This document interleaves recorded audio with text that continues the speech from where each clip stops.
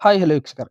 ಈ ವಾರದ 2ನೇ ಟಾಸ್ಕಿಗಾಗಿ ಬಿಗ್ ಬಾಸ್ ಅವರು 3 ಜನರ 2 ತಂಡಗಳನ್ನು ರಚಿಸಿಕೊಳ್ಳಿ ಅಂತ ಹೇಳಿದ್ದಾರೆ. ಹಾಗಾಗಿ 3 ಜನರ 2 ತಂಡಗಳಲ್ಲಿ ಯಾರ್ಯಾರು ಆಡಲಿದ್ದಾರೆ ಎಂದು ಈ ವಿಡಿಯೋದಲ್ಲಿ ತಿಳಿಸಿಕೊಡುತ್ತೇನೆ.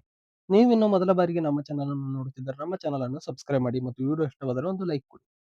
ವೀಕ್ಷಕರೇ, ಈ ವಾರದ ಟಾಸ್ಕ್ಗಳು 2ನೇ ಫೈನಲಿಸ್ಟ್ ಸ್ಥಾನಕ್ಕೆ ಈ ವಾರದ ಟಾಸ್ಕ್ಗಳು ನಡೆಯಲಿವೆ.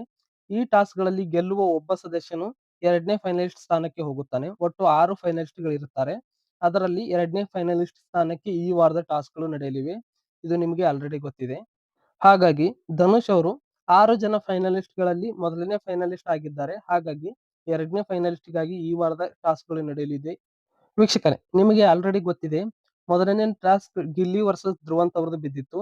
ಇದರಲ್ಲಿ ಗಿಲ್ಲಿ ಅವರು ಸೋತಿ 2ನೇ ಫೈನಲಿಸ್ಟ್ ಸ್ಥಾನದಿಂದ ಹೊರಗೆ ಉಳಿದಿದ್ದಾರೆ. ಹಾಗಾಗಿ ಮನೆಯಲ್ಲಿ ಒಟ್ಟು 8 ಜನರಿದ್ದಾರೆ. ಅದರಲ್ಲಿ ಗಿಲ್ಲಿ ಮತ್ತು ಧನುಷ್ ಅವರನ್ನು ಹೊರತುಪಡಿಸಿ ಉಳಿದ 6 ಜನರಲ್ಲಿ 2 ತಂಡಗಳನ್ನು ಮಾಡಬೇಕು. 2 ತಂಡಗಳೆಂದರೆ 3 ಜನರ 2 ತಂಡಗಳು ಮಾಡಬೇಕು. ಒಂದೊಂದರಲ್ಲಿ ಒಬ್ಬೊಬ್ಬರು ಪುರುಷ ಸದಸ್ಯರು ಇರಬೇಕು. ಈ ತರ ತಂಡಗಳು ರಚನೆಯಾಗಲಿವೆ. ಈಗ ನಾವು 3 ಜನರಿರುವ 2 ತಂಡಗಳು ಯಾವುದೆಂದು ನೋಡುವುದಾದ್ರೆ, ಮೊದಲನೇ ತಂಡದಲ್ಲಿ ಕಾವ್ಯ ಅವರು, ಅಶ್ವಿನಿ ಗೌಡ ಅವರು ಮತ್ತು ಪುರುಷ ಸದಸ್ಯರಲ್ಲಿ ಧ್ರುವಂತ್ ಅವರು ಇದ್ದಾರೆ. ಮೊದಲನೇ ತಂಡದಲ್ಲಿ ಕಾವ್ಯ, ಅಶ್ವಿನಿ ಗೌಡ ಮತ್ತು ಧ್ರುವಂತ್ ಅವರು. ಇನ್ನು 2ನೇ ತಂಡದಲ್ಲಿ ರಾಶಿಕಾ ಅವರು, ರಕ್ಷಿತಾ ಅವರು ಮತ್ತು ಪುರುಷ ಸದಸ್ಯರಲ್ಲಿ ರಘು ಅವರು ಇದ್ದಾರೆ. ಹಾಗಾಗಿ 2ನೇ ತಂಡದಲ್ಲಿ ರಾಶಿಕಾ, ರಕ್ಷಿತಾ, ರಘು ಮತ್ತು ಮೊದಲನೇ ತಂಡದಲ್ಲಿ ಕಾವ್ಯ, ಅಶ್ವಿನಿ ಗೌಡ ಮತ್ತು ಧ್ರುವಂತ್ ಅವರು ಇದ್ದಾರೆ.